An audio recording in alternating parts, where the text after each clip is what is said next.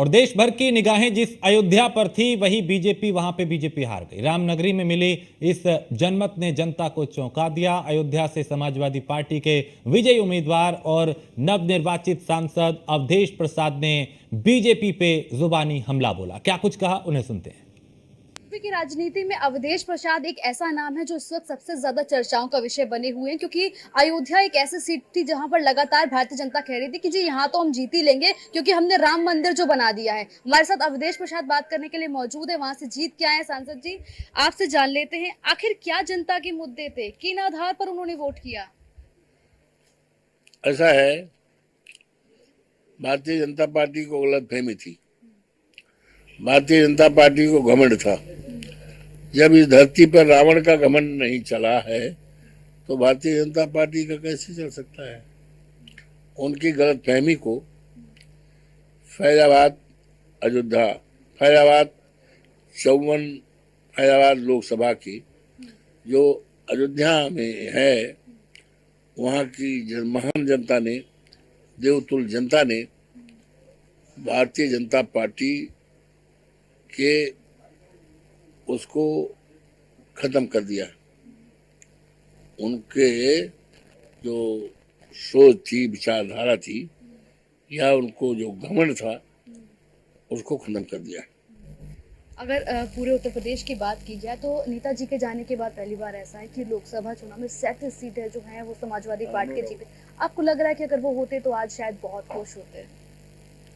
ऐसा है, ये तो है ही है, तो ये नैसर्गिक है, नेचुरल फंडामेंटल है कि हर बाप अपने बेटे को, अपनी बेटी के प्रगति पर, डेवलपमेंट पर खुश होता है।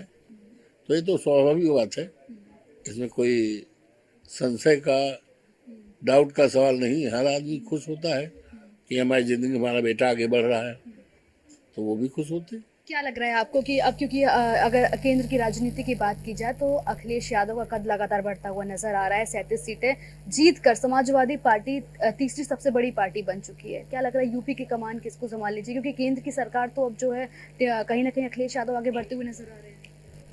Late us bet for few times. सबके सामने आएगा, सामने आएगा।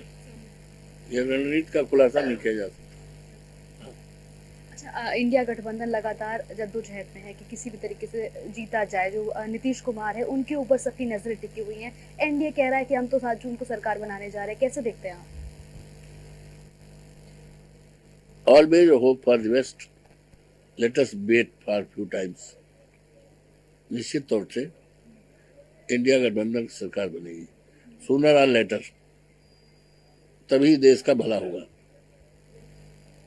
तभी इस देश के राष्ट्रपिता महात्मा गांधी जी, बाबा साहब भीमराव अम्बेडकर, डॉक्टर राम मनोहर लोहिया, श्रद्धेय मुलायम सिंह यादव, श्रद्धेय चौधरी चरण सिंह और इस देश के अमर शहीदों का सपना साकार होगा जब इस देश में इंडिया पार्टी की सरकार बनेगी और एक मजबूत और खुशहाल राष्ट्र बनेगा और इस देश के शहीदों का सपना साकार होगा। एक आखिरी सवाल आपसे लेना चाहेंगे। आप कई बार के विधायक रहे हैं, सांसद हैं, और आप बेहतर रूप से जनता को जानते हैं अयोध्या फैजाबाद की।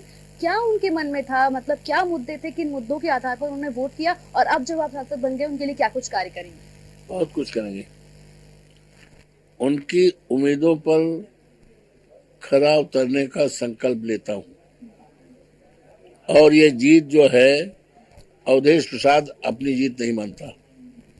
ये जीत महान जनता की, देवतुल्य मतदाताओं की जीत है।